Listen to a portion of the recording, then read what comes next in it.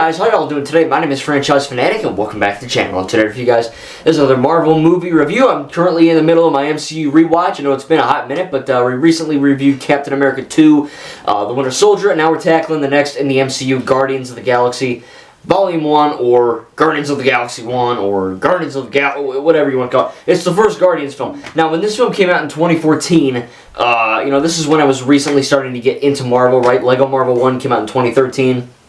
And that's when I was like, alright, I can, watch the MCU, I can get into Marvel, I was old enough, whatever. And I was like, this is cool, I like it, Iron Man 3 is pretty good, Thor 2, Captain America Winter Soldier was freaking awesome. And then this one came out, and everyone's like, nah, this is gonna fail, no way can this do good, right? This is gonna bomb, it's gonna be horrible, no one knows who the F these guys are, what the heck is Groot, what's a Rocket Raccoon, who's Star-Lord, this is nuts. And, you're going to get everyone, one guy is going to be like, I actually knew it was going to be good, because look, people read the comics, they weren't massive before this film in the comics, they were still big, but they weren't the superstar MCU stuff that they were after this film released. Same kind of basic thing with Iron Man, when Iron Man, the movie first came out, Iron Man was popular, but not a lot of people, he wasn't a Spider-Man, he wasn't a Batman or a Superman type of character, so when, the Iron Man movie came out, same with this, it really kind of propelled these guys into stardom. And there's a reason why this movie took the whole internet, the whole world by storm. It's because, you get Iron Man, you get Hulk, you get Captain America, Thor is a little more, cosmic and all that. But this one really kind of set the stage for what the MCU was going in that direction, right? And James Gunn, I think, is the perfect person to do that. Real life, bit of a weirdo, not gonna lie. You look into it, he's kind of weird. He dyes his hair, I guess. I don't know, he's weird. But in this, he's a good-ass director, okay? Everything I've seen from the Guardians trilogy to the Suicide Squad, I have not seen Peacemaker. I haven't, I just haven't gotten to it yet. I will soon. Don't worry. You might have heard James Gunn. Oh, man, he sounds familiar. Yeah, he is also basically the new Kevin Feige, right? He's like the new head honcho of DC, rebooting the DCU. So, yeah, he basically made Guardians Volume 3 after getting fired for something. I don't know, I don't really care. And then he got back, and then he made Volume 3, the newest one, and now he's back at DC. But this is the first one. Is it still good? And I think yes. Although there's a few things I would have changed. I do think... oddly, it's probably the least James Gunn of a James Gunn movie I've seen. It's very funny, it's very action-packed, the style is good, it's got the 80s, I'm not a big fan of these songs, but I know it's a sin, right, whatever, but it is a good, they're good songs to fit the film, that's what I'm trying to say. Of course, Chris Pratt, who was basically in some TV show as kind of a fat guy, he lost a lot of weight, and he became Star-Lord. Now, his first movie role, correct me if I'm wrong, but his first movie role was actually Emmett in the Lego Movie in 2014 in February. And then the same year, 2014, he was in Guardians of the Galaxy. And then, of course, he was in Jurassic World and what have you. But this is kind of his first, besides, the Lego Movie was his first big animated film. This was his first live-action film. And he's good, what I mean? It's funny, he's a little chubby in the face, and then he gets thinner. It's kind of funny just because he was basically like an obese guy. And then they had to, not make him obese with this film. And I guess at one point they were like, we gotta film Chris! So it was like, whatever. But he's good, and he's a good actor. Zoe Saldana is really good as Gamora. Drax, who is apparently really fat and really poor, he became Drax in this, and he really became a big star. Vin Diesel is Groot, who is probably the easiest actor in the world. He says, I am Groot, and he gets paid $1 billion. I'd kill to do that. And then you get Rocket Raccoon, voiced by Bradley Cooper. So all of these kind of characters are... they're effing weird. You get a talking tree, a talking raccoon with a friggin' assault rifle. Star-Lord, I guess, is normal-ish. He's a criminal and a crook. He's like Han Solo. Gamora is like, I don't know, a sexy alien. And then you get Drax, who's basically a stupid assassin. And it worked.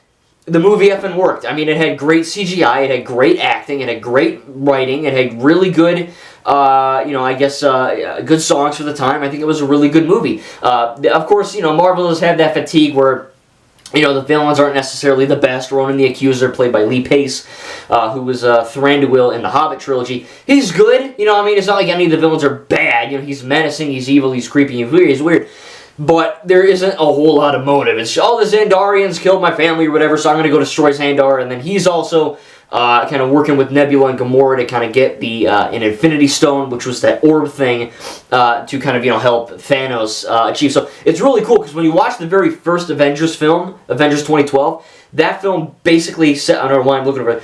Nothing's over there. That movie set up the whole Infinity Saga. Like, you see that one shot of Thanos, and you're like, oh, cool, maybe you'll be in the next movie. He's the big-ass bad guy. He's like the Palpatine. He's like, of that type of thing. And it works. It's really cool. So seeing him actually in this talking, and, he does look a bit different than in Infinity War and all that.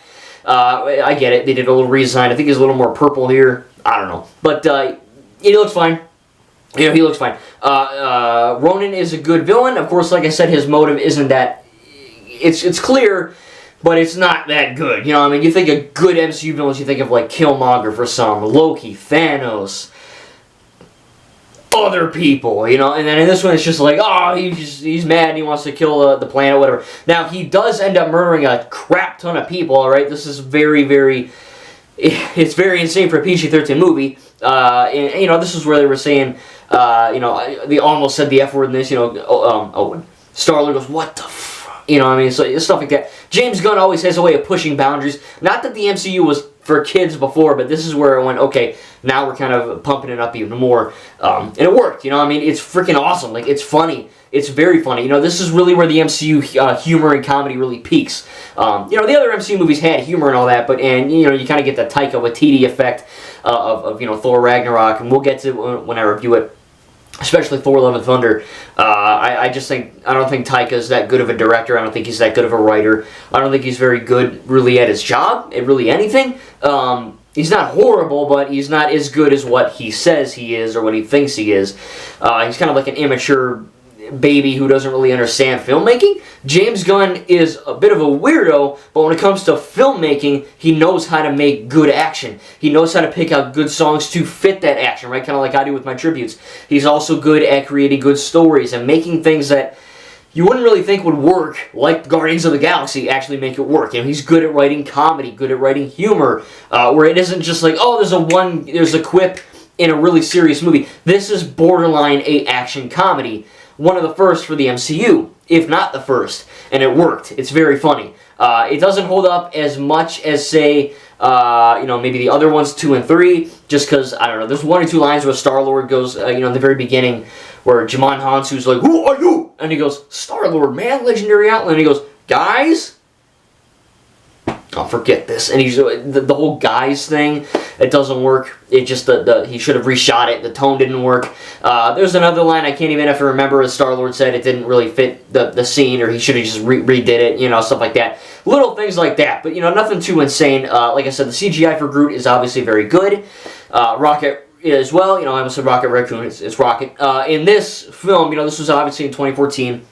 This was before the whole, let's make 1 trillion things a year on Disney Plus, and let's overwork the shit out of our employees so that the CGI looks like poop, that kind of thing. This is where I feel like they struck the perfect balance. Like, this is a perfect, I don't want to say it's a perfect movie, but it's the perfect tone for what the MCU wanted to do. It's got great action, great humor, great CGI, great acting, great writing, nothing woke. It's just a good movie, and it's funny, and it works, James Gunn took a property that you wouldn't think could work, and they made it up and work, and it's crazy, and it was such a big thing, man. It was crazy. The music obviously helped, but, drawing those people in from, like, the 80s or 70s or what have you, but, I just think that the whole tone is really, really good. Again, the villain isn't the best, Ronan, he's whatever.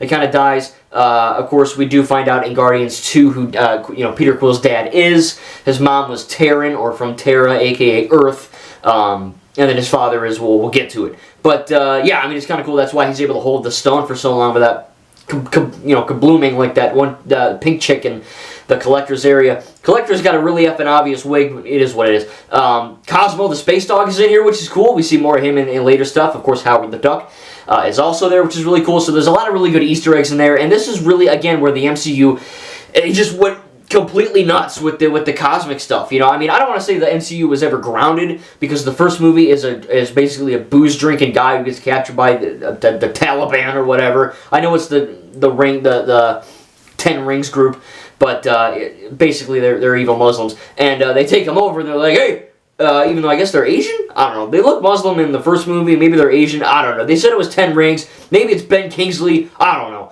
It's the fake Mandarin. I have no clue. But, it went from that where basically a drunk guy gets captured, builds a suit, and flies, which isn't realistic, but it's more realistic than, say, a talking raccoon and a talking tree. But he, it easily could have fallen into that trap of this is too stupid, or this really is too dumb or too lame, and it doesn't work. And I don't believe that, even though Rocket and Groot are CGI creatures, I don't believe that Drax and Peter and Gamora are interacting with them, or I don't believe the motions of that, or it's too fake, or it's whatever, A lot of the stuff that Thor: Love and Thunder had an issue with regarding the CGI is that, it just looks too silly and too cartoony, and I don't believe it, I don't believe that, and we'll cover it when we get to that in a while here, but, and it'll be a while, because I got a lot of stuff before I get to Thor 4.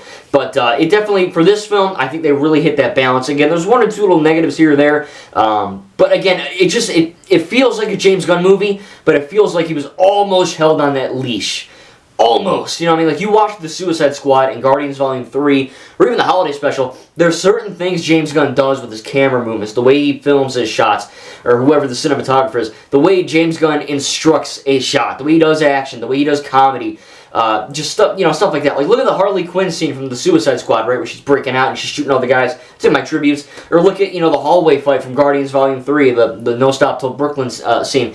Stuff like that, where it's just chaotic and crazy, but it's filmed in such a way where you don't get, confused or makes you want to, like, throw up.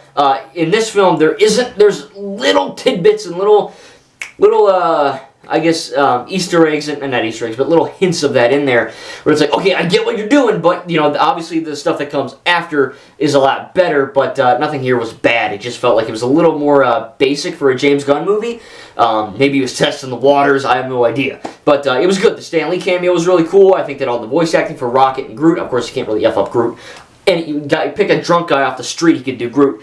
But I think it is cool, It's a really good plot for the most part, where it's just this unlikely group. They happen to meet and they become friends, and I think it's really cool that in the beginning they want to just effing kill each other, and in the end, Drax is kind of a jerk about it, because that's all he is. He calls Gamora a whore, but he's like, you, green whore, you're my friend, or you, stupid chicken. No one knows Rocket's a raccoon. They go, dumb hamster or whatever, you're my friend. The drunk guy's my friend. The talking idiot tree's my friend. That kind of stuff. But it works, and it's funny. And maybe this is Drax at his least funny, because they were still trying to kind of go, oh, he's kind of a mean brute. He's like a tank of a guy, but he's also stupid.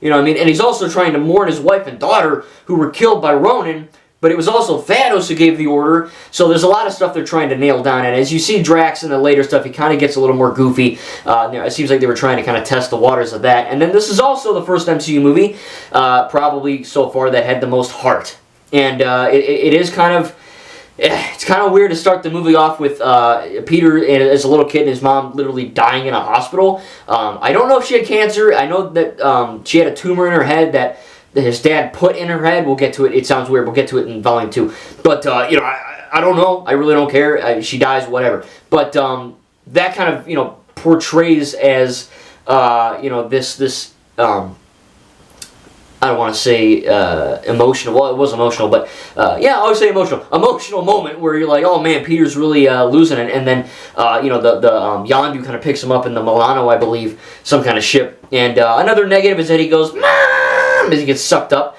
That's kind of corny. I literally cringed.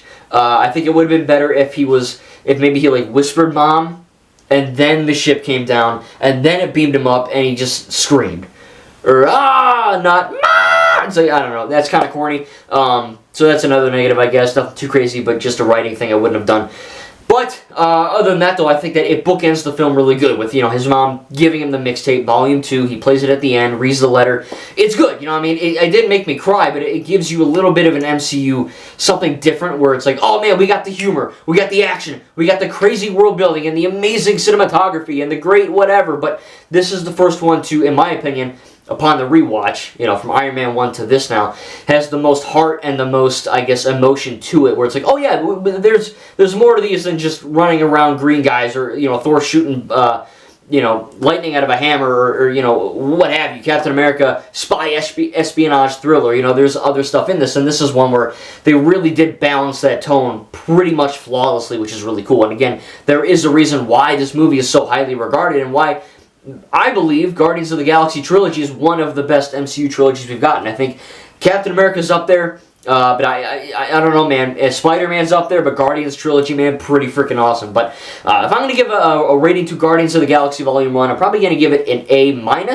I really enjoyed it. I love it to death, but my only negatives were there's a few things that Chris Pratt as Star-Lord could have said differently. And in the beginning when he goes, "Ah!" he gets sucked up. It's the same thing with Darth Vader in Episode 3, going, "No!" It's like, that's stupid. It's cheesy. George Lucas was never good at writing dialogue, let's be real. But that was definitely a not good thing at all to add in that film. The same thing here, it just kind of took me out of it. It's the very beginning of the movie, and I get why they started off kind of a dark and depressing and kind of sad mood. And that's what makes the humor work so much, is that you're like, man, this is a buzzkill, and then it goes crazy, crazy funny.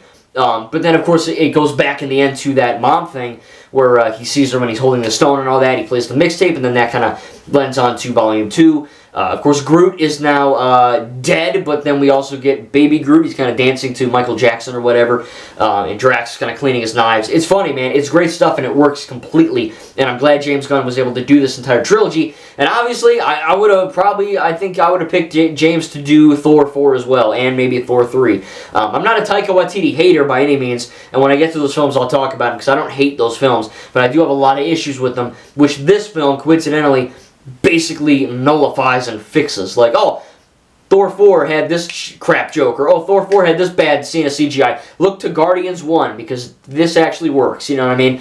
And again, it's a great franchise, it's really, really good, and I'm glad Marvel was able to take a risk and not just go, oh, well, it's not Captain America, or oh, it's not Spider-Man, it isn't Iron Man, it ain't Hulk or Thor. Don't do that. You know, they took a big effing risk. Imagine if this thing bombed, no one liked it, it made no money. Who knows where the MCU would have been, but thankfully it really was a good film. James Gunn really knocked it out of the park, and of course it made a shite ton of money, and that is obviously why it is such a big success. But yeah, it's crazy. I think Marvel needs to take more risks, and again, it's refreshing to see a non-propaganda movie, whether left or right-leaning. Thank God. I'm not going to get there for a little while here, but oh boy, hopefully the next one, what is it, The Marvels, I think, or Loki Season 2, I don't know what's coming up next. But I am excited for the MCU. I'm a bit cautious, you know what I mean? Ant-Man 3 was alright, Guardians 3 was fantastic, and hopefully we can get no more woke stuff and no more, or just non-woke. I guess non-woke is good. Just make a movie, you know what I mean? I don't want any messages. And thank God we're not here yet at this stage. And yeah, man, this is a banger of a film. And again, Guardians of the Galaxy 1 gets an A-. Tell me in the comments down below what you thought about this film, and what is your favorite of the Guardians trilogy so far. Mine would have to be 3, but I need to rewatch 2 first, and I also need to rewatch 3 whenever that comes out on Blu-ray. So yeah, man, I'm excited to continue with the next one will be Avengers 2, Avengers Age of Ultron. I'll be watching that tonight, and I'm very much excited to watch that one. A lot of people hate it, and I don't remember hating it. I don't remember loving it as much as the others. But anyway, you'll have to see my official review on that to see what I think. Because at the time of recording this, obviously, I have not watched and made that review yet. But look forward to it. Make sure to like the video if you enjoyed. Subscribe if you're new. Again, Guardians of the Galaxy, really good movie. I'm glad they were able to take that risk and actually make a good film and a good franchise out of it. Thank you guys, and we'll see you in the next video.